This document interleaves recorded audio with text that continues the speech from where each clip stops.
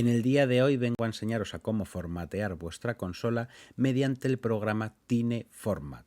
Este programa sirve, no obstante, para formatear vuestra consola y no perder vuestros juegos.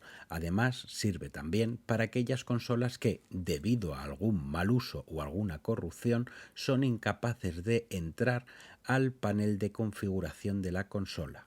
Así pues, el primer paso que deberemos de realizar será la descarga del archivo tineformat.cia que se encontrará en la descripción de este mismo vídeo. El segundo paso será introducir nuestra tarjeta SD en el ordenador, acudir a la carpeta CIAs y, en su interior, introducir el archivo tineformat.cia. Una vez traspasado, tendremos que acudir a la consola y al FBI para instalar dicho archivo .cia. Una vez en la consola y ya dentro del FBI, tendremos que ir a la opción de tarjeta SD.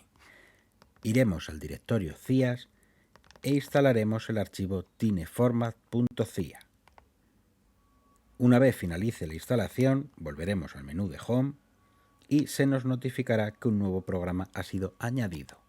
Así pues, lo vamos a abrir y en este nuevo menú simplemente tendremos que darle al botón de la Y. Con ello, el programa hará que nuestra consola se formatee. Y con estos tres sencillos pasos, chicos, de descargamos el archivo, lo metemos en la tarjeta SD y lo ejecutamos en nuestra consola, habremos formateado nuestra consola con éxito. No obstante, no se habrá borrado nada, pero sí se habrán arreglado algunos errores que estaba dando nuestra consola.